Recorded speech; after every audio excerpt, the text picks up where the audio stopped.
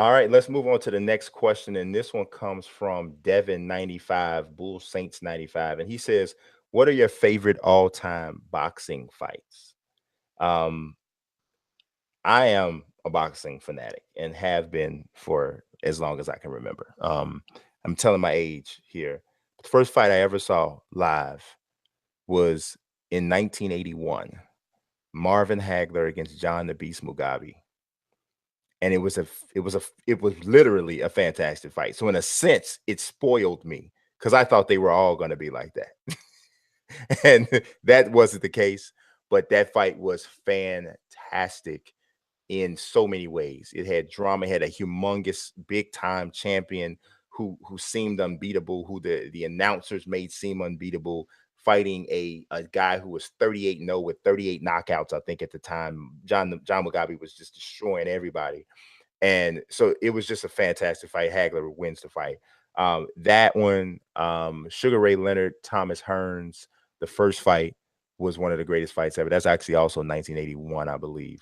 Um, Gotti Ward 1 and 2, um, Pacquiao Marquez 3, um, Tommy Hearns, Marvin Hagler, three of the best rounds of boxing you'll ever see. I mean, if you want to see literally like somebody playing Fight Night Champion 3 or Fight Night Round 3 in real life, that's about the closest thing as you're gonna get to it because it's an absolute slugfest for 3 rounds. Um, Moving a little closer to now today, the last really great fight I saw was Deontay Wilder Tyson Fury. It was a great fight. It was a really, really good fight, especially by heavyweight standards where you don't see a bunch of great fights all the time. That was a fantastic fight. Those are the ones that come to mind. Obviously, I know there's something I'm forgetting. Some fight that was great that I'm neglecting to Barrera Morales won, great fight. Um, those are the ones that pop into my mind initially. Yeah, for me it's Sugar Ray and Hagler. Um, I'm a little younger than Mazique, and so those fights that happened in '81 and stuff like that, I saw them all on tape. Yeah. 'Cause my dad had like tapes of all the great fights and stuff like that, and I would watch those tapes over and over again.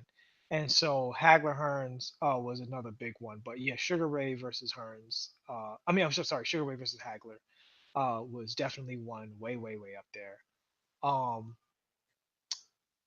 Definitely Roy Jones Jr. versus Ruiz. Hmm. That one I liked a lot. Like I really, really enjoyed that fight tremendously. Um, because I didn't know if Roy Jones would be able to go up in weight and take that fight, and I felt like he was just so smart. I just loved everything about the fight. It because he didn't get a chance to fight a ton of great opponents. By what people say in boxing, like a lot of Roy Jones fights was the Roy Jones highlight reel.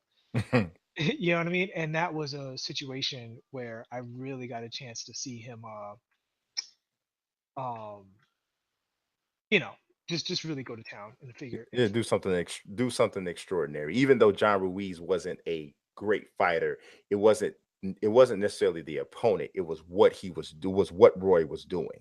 correct. um and then I don't know, I want to throw in a Hopkins fight, to be honest with you. Because I like, out of all of the defensive fighters, he's my favorite because I loved watching him break guys down, but I just don't know which one. Hopkins Trinidad was a really good fight. Yeah, he's got a bunch of them. He's got a bunch. Hopkins De La Hoya was a absolute um That's why it's hard to masterpiece. pick. That's Yeah. why it's hard. So, And so for me, the yeah. last fight would be pick a good Hopkins fight, and that's fine.